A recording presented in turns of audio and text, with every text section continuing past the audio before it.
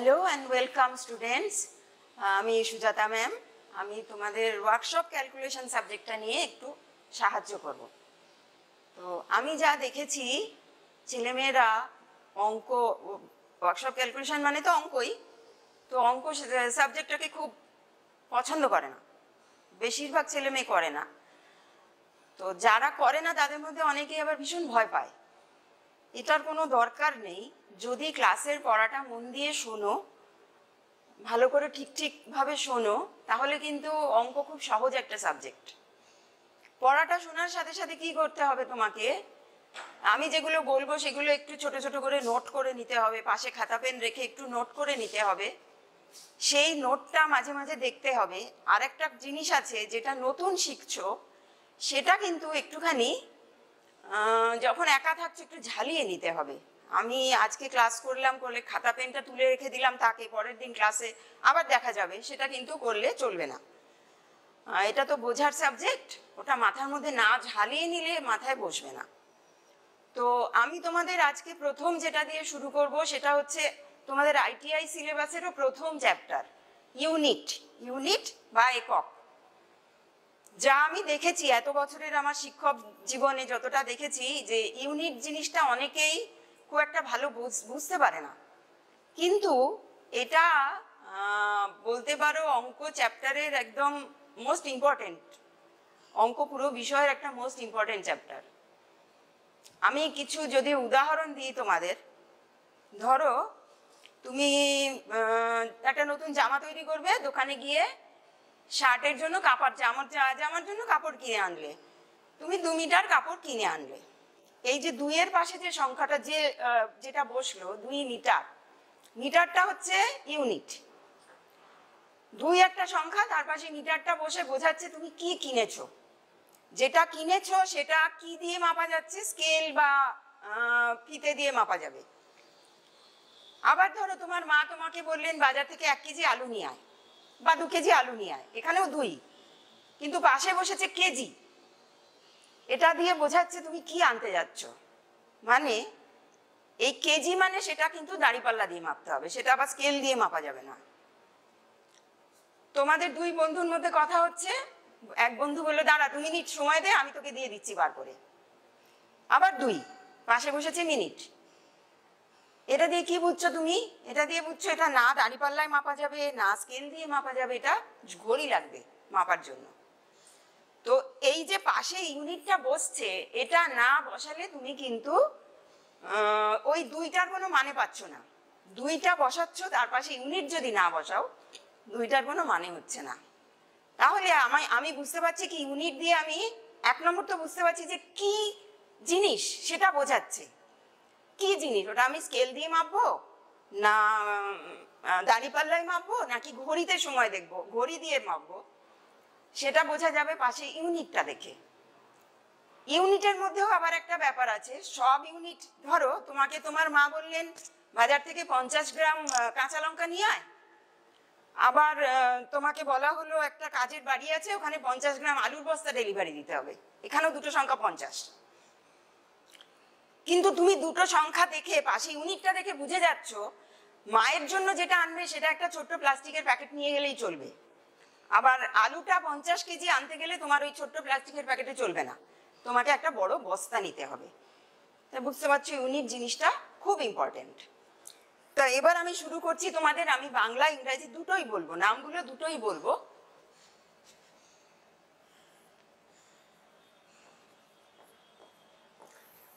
ইউনিটটাকে মূলত দুটো ভাগে ভাগ করা হয়, একটা ফান্ডামেন্টাল ইউনিট, একটা ডিরাইভড ইউনিট। ফান্ডামেন্টাল ইউনিট হচ্ছে প্রাথমিক একক, ডিরাইভড ইউনিট হচ্ছে লব্ধ একক।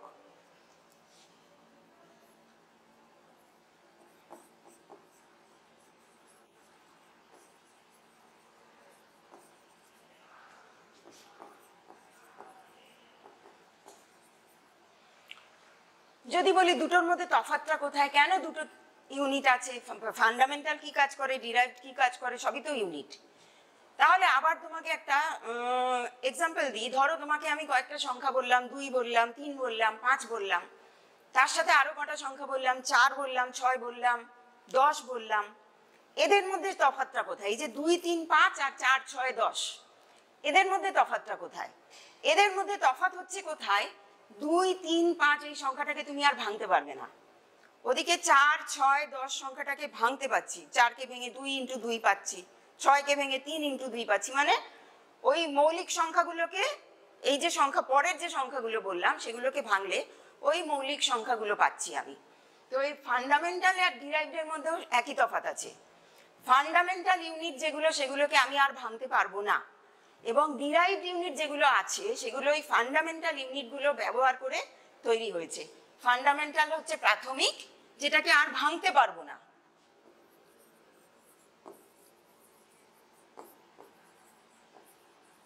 আর ডিরাইভড হচ্ছে লব্ধ, যেটা এটা ব্যবহার করে লব্ধ হয়েছে, মানে পেয়েছি, তৈরি হয়েছে। ঠিক আছে, তো প্রথমে আমি ফান্ডামেন্টাল ইউনিট নিয়ে শুরু করব। ফান্ডামেন্টাল ইউনিট প্রথম শুরুতে যেটা পড়বে তোমরা, ফান্ডামেন্টাল ইউনিট 3খানা আছে, যেগুলো একটু আগে এক্সাম্পল দিলাম না, স্কেল দিয়ে মাপছি, দাঁড়িপাল্লায় মাপছি, আর ঘড়ি দিয়ে মাপছি। 3টে আছে ফান্ডামেন্টাল ইউনিট। কি কি বলবো তাহলে? প্রথম হচ্ছে দৈর্ঘ্য বা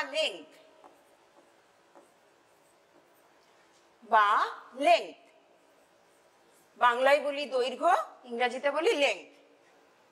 তারপরে হচ্ছে ভর, সোজা কথায় আমরা বলি ওজন, কিন্তু ওজনটা ভুল কথা। ওজন কাকে বলে সেটা তোমরা পরে বুঝবে, অ্যাকচুয়ালি ওই জিনিসটা হচ্ছে ভর। তো এটার ইংরাজি হচ্ছে মাস। তারপরে হচ্ছে সময়, টাইম। এটা আমি ইংরেজিতে কেন লিখলাম? এই যে প্রথম অক্ষরগুলো, ইংরাজির এই যে প্রথম অক্ষরগুলো আছে না, এগুলো একটু যদি মনে রাখো, এল এম টি, এই 3টে জিনিস যদি মনে রাখো, এল এম টি জিনিসটা ভীষণ important. L M T unit বোঝার জন্য এল এম টি জিনিসটা ভীষণ ইম্পর্টেন্ট। কেন ইম্পর্টেন্ট একটু পরে আবার আসবো। এটা গেল 3 ধরনের, 3টে প্রাথমিক একক। এর এককগুলো প্রাথমিক একক, দৈর্ঘ্যের একক, ভরের একক, সময়ের একক, এদের এককগুলো হচ্ছে প্রাথমিক একক। এরপরে আসবো আমি ইউনিট মাপার 3টে সিস্টেম আছে, জানো তোমরা। 3টে সিস্টেমে ইউনিটগুলো মাপা হয়। 1 নম্বর সিজিএস,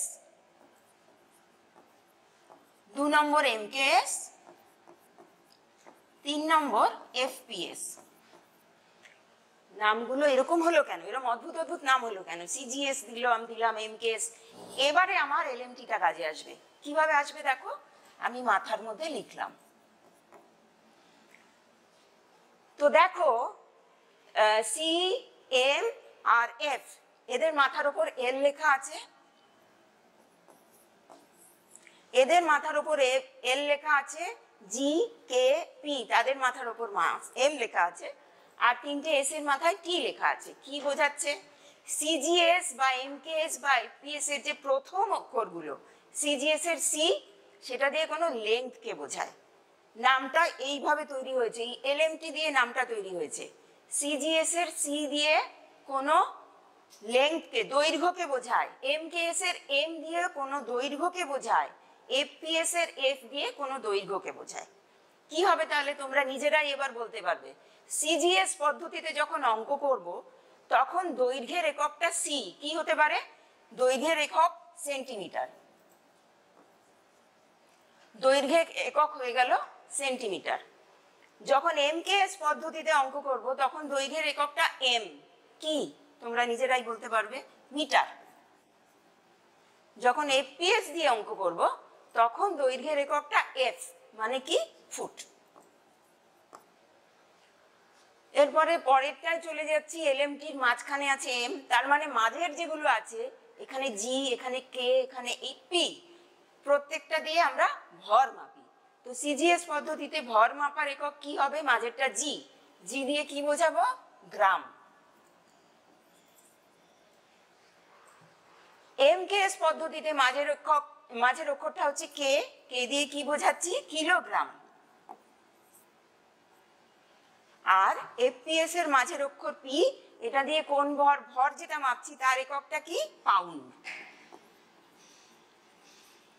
এটাকে আবার এভাবেও লেখা হয়, পাউন্ডটাকে এভাবেও লেখা হয়। আর তিনটেরই দেখো টাইম মাপা হচ্ছে এসটা দিয়ে। এসটা তিনজনের জন্যই সেকেন্ড, তিনজনের জন্যই এস হচ্ছে সেকেন্ড, সময়ের একক হচ্ছে সেকেন্ড তিনজনের জন্য। তিনটে ইউনিটের পদ্ধতিতেই, তিনটে মাপার পদ্ধতিতেই সময়ের একক হচ্ছে সেকেন্ড। তো এখন এতগুলো আছে, কি সিগনিফিকেন্স এগুলো আছে, এগুলো আমি কি করব এগুলো নিয়ে? আমি যখন অঙ্ক করব আমাকে খেয়াল রাখতে হবে, যদি আমি সিজিএস পদ্ধতিতে অঙ্ক করতে চাই তার সমস্ত ভ্যালুগুলো সিজিএস এ হতে হবে। মানে কি, ধরো তোমাকে যে অঙ্ক দেওয়া হয়েছে তার একটা দৈর্ঘ্যটা সেন্টিমিটারে দেওয়া আছে, ভরটা দেওয়া আছে কেজিতে, তুমি অঙ্ক করে চলে গেলে ভুল হয়ে যাবে অঙ্ক। মানে নিয়মটা কি, যদি সিজিএস এ করো পুরো অঙ্ক সিজিএস এ করতে হবে। তো তোমার সেন্টিমিটার দেওয়া আছে, দৈর্ঘ্যটা সেন্টিমিটারে দেওয়া আছে, আর ভর যদি কিলোগ্রামে দেওয়া থাকে তোমাকে কিলোগ্রাম থেকে সিজিএস ইউনিট করে নিতে হবে, মানে কিলোগ্রাম থেকে গ্রাম করে নিতে হবে। অথবা কি করবে উল্টোটা, এমকেএসে যদি করতে চাও সেন্টিমিটার থেকে মিটারে করে নিতে হবে, তার সাথে কিলোগ্রাম দিয়ে অঙ্ক চলবে। আরেকটা খুব ইম্পর্টেন্ট জিনিস আমি বলে দিই, যদি ইউনিট খেয়াল না করে অঙ্ক করো, ধরো একদম পুরো ঠিকঠাক অঙ্ক করে ফেলেছো, তোমার উত্তর 20 এসেছে, একদম ঠিক উত্তর। এবার তোমাদের তো এখন লিখে পরীক্ষা নেই, 4টে অপশন দেওয়া আছে, 4টে অপশন থেকে রাইট আনসারে দাগ দিতে হবে। তুমি দেখলে 4টেতেই 20 লেখা আছে, কিন্তু পাশে ইউনিটগুলো আলাদা আলাদা, কোথাও কেজি, কোথাও গ্রাম, কোথাও মিটার, কোথাও সেকেন্ড, এসব লেখা আছে। কিন্তু তুমি অঙ্ক ইউনিট বুঝে করনি, তুমি করার হয়েছে যোগ বিয়োগ গুণ ভাগ ঠিক একদম করেছো, তোমার উত্তরও 20 এসেছে, কিন্তু ওই 4টের কোনটায় দাগ দেবে তুমি জানো না, কারণ তুমি ইউনিট পড়োনি। সুতরাং পরীক্ষার জন্য তোমার ইউনিট ঠিক উত্তর দেওয়ার জন্য তোমার ইউনিটটা দরকার। আর এমনি তো বললামই ইউনিটটা খুব ইম্পর্টেন্ট একটা চ্যাপ্টার। যেটা বললাম এবারে, সিজিএস, এমকেএস, এফপিএস তিনটে ইউনিট, তিনটে সিস্টেম মিলিয়ে অঙ্ক করা চলবে না। অঙ্ক করা যদি না চলে তাহলে আমার কি করতে হবে, যদি কিলোগ্রাম থাকে বললাম গ্রাম করে নিতে হবে, বা গ্রাম থাকলে কিলোগ্রাম করে নিতে হবে, পাউন্ড করে নিতে হতে পারে। সেই ক্ষেত্রে কি চাই, আমার কনভার্সন শিখতে হবে, কিভাবে একটা থেকে ইউনিট থেকে আরেকটা ইউনিটে কনভার্ট করতে হয় সেটা শিখতে হবে। সেটা শিখতে হলে তার একটা প্রসেস আছে। এর মধ্যে এই যে দুটো, এই দুটোর খুব সুবিধে আছে, এই দুটোর খুব সুবিধে আছে। এই দুটো হচ্ছে মেট্রিক ইউনিট, মেট্রিক ইউনিটের কনভার্সনটা খুব সহজ। আর এফপিএসটা হচ্ছে ব্রিটিশ ইউনিট। এর মধ্যে এই যে দুটো, এটা হচ্ছে মেট্রিক সিস্টেমের ইউনিট, মেট্রিক। আর এই যে তৃতীয়টা, এটা হচ্ছে ব্রিটিশ। মেট্রিকের কনভার্সনটা খুব সহজ। মেট্রিকের কনভার্সন করার জন্য তোমরা যেটা জানো, আগে থেকে জানো, আমি আবার দিচ্ছি, এটা মুখস্থ রাখতে হবে, কিলো, হেক্টো, ডেকা, এখানে একটা ড্যাশ দিলাম, কেন দিলাম একটু পরে বলছি, ডেকা, ডেসি, সেন্টি, মিলি।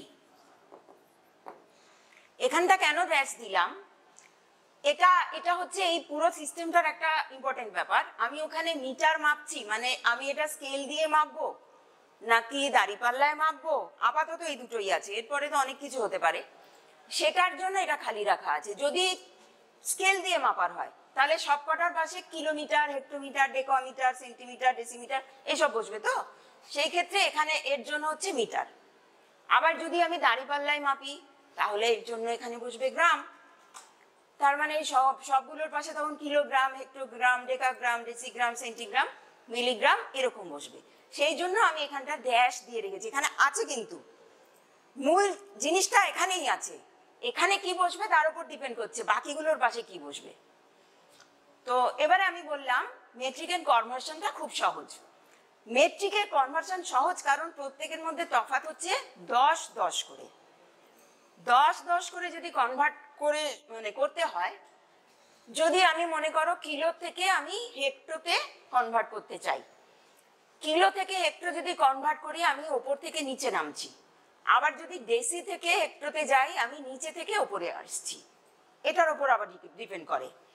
যখন ওপর থেকে নিচে নামছি তখন হবে গুণ, আর যখন নিচে থেকে ওপরে চলে যাচ্ছি তখন হবে ভাগ।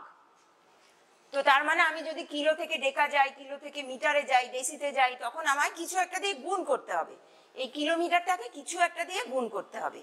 আবার যদি ধরো মিলি থেকে আমি ওপরে উঠছি, ডেকাতে যাচ্ছি, কিছু একটা দিয়ে ভাগ করতে হবে। তো কিছু একটা কি? কিছু একটা বললাম, তফাৎ হচ্ছে 10 করে। কিলো থেকে যদি আমি হেক্টোতে যাই, 10 দিয়ে গুণ, হেক্টো থেকে ডেকা যাই আবার 10 দিয়ে গুণ, প্রতিটা ঘরের মধ্যে 10 করে তফাৎ আছে। এবার যদি আমি কিলো থেকে মিটার, কিলোমিটার থেকে মিটারে আসি, ক ঘর এলাম, কিলোতে দাঁড়িয়ে আছি, কিলোমিটারে দাঁড়িয়ে আছি, হেক্টোমিটার 1 ঘর, ডেকামিটার 1 ঘর, মিটার 3 ঘর, মোটমাট 3 ঘর নামতে হবে, সিঁড়ি দিয়ে আমাকে 3 ঘর নামতে হবে কিলোমিটার থেকে মিটারে আসার জন্য। তাহলে কটা 10 পেলাম? 3খানা 10 পেলাম, মানে একের পরে 3টে শূন্য, একের পরে 3টে শূন্য। তো কিলোমিটার থেকে মিটারে আসার জন্য আমার একের পরে 3টে শূন্য একটা সংখ্যা। ধরো 5 কিলো আছে, 5 কিলোমিটার আছে, তাকে আমাকে করতে হবে মিটার। কি করব? 5 একের পরে 3টে শূন্য দিয়ে গুণ করব, উত্তর লিখব। এখানে কি সহজ সুবিধাটা কি? আমি প্রথমে কিছুই দেখবো না, আমি শুধু সংখ্যা দুটো দেখবো, শূন্য দেখার দরকারই নেই। সংখ্যা দুটো দেখবো, 5 আর 1 গুণ করলে 5 হলো। এবারে বসিয়ে দেবো, যে কটা শূন্য আছে পাশে বসিয়ে দেবো, 0 0 0, ইউনিট হয়ে গেল মিটার। তাহলে 5 কিলোমিটার মানে 5000 মিটার। এবারে মনে করো এখানে কোনো পয়েন্ট আছে, ধরো 4.7,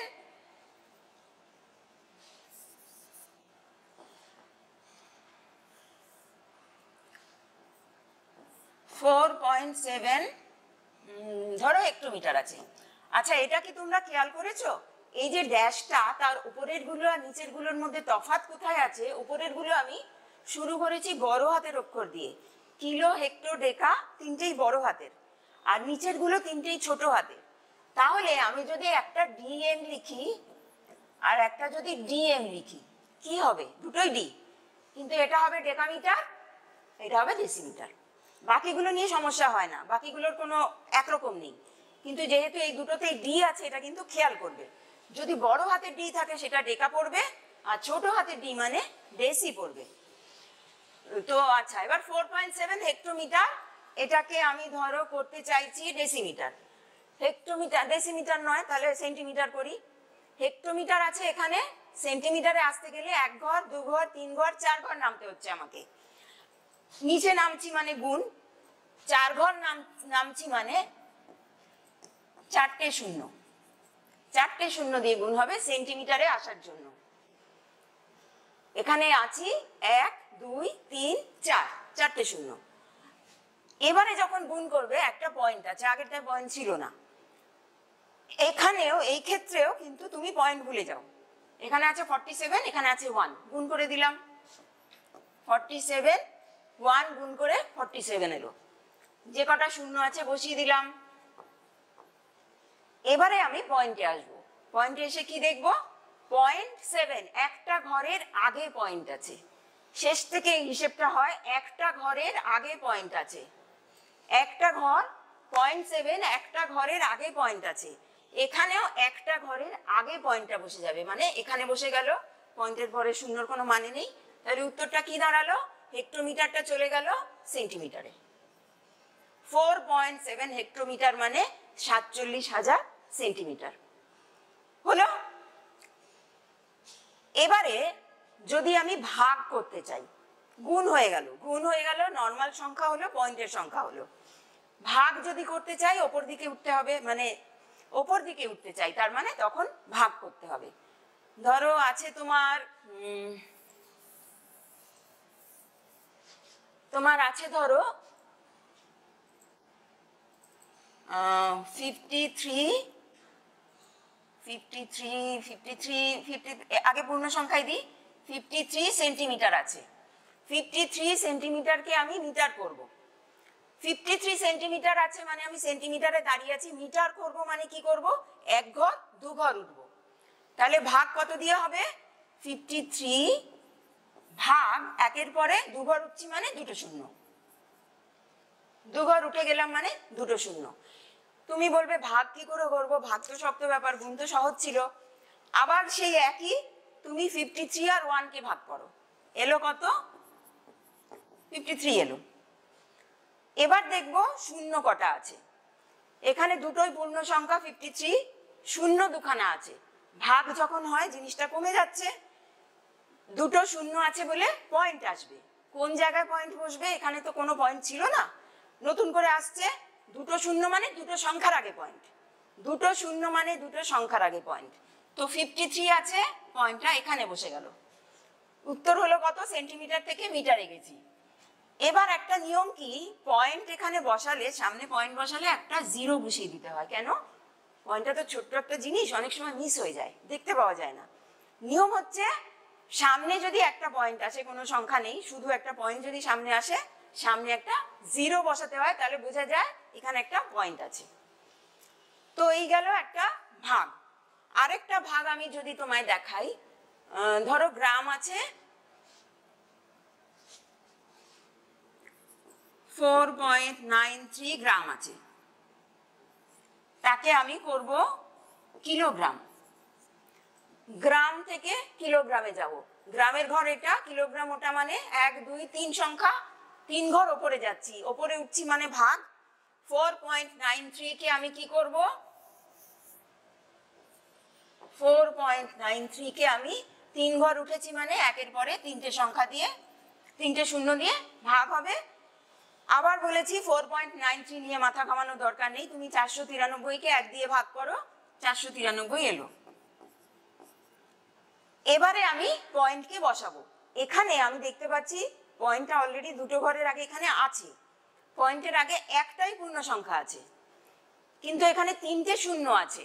তিনটে শূন্য আছে, আমার পয়েন্ট তো যেহেতু শূন্য তিনটে, তাহলে তিনটে সংখ্যার আগে পয়েন্ট বসাতে হবে, কিন্তু আমি দেখতে পাচ্ছি পূর্ণ সংখ্যা একটাই আছে। কি করব তাহলে? একটা পূর্ণ সংখ্যা আছে, একটা পূর্ণ সংখ্যা আছে, আরো দুটোকে নিয়ে চলে এলাম, তিনটে সংখ্যা হয়ে গেল, পয়েন্টটা তার আগে বসিয়ে দিলাম। তো ভাগ কিন্তু হাতে করতে হচ্ছে না, ক্যালকুলেটরও লাগে না। মেট্রিক সিস্টেমের কনভার্সনের সময় তোমার ক্যালকুলেটরও লাগে না, কোনো সমস্যাও হয় না, হাতে কষেও করতে হয় না। এটার ইউনিট কি হয়ে গেল? এটা ছিল গ্রাম, ছিল, এটা হলো কেজি। 4.93 গ্রাম মানে 0.00493 কেজি। তো এই কনভার্সনগুলো খুব সহজ। আচ্ছা, আজকে আপাতত আমাদের এতটা করা হলো, আজকে এখানে শেষ করছি। এরপর নেক্সট ক্লাসে আমাদের দেখা হবে।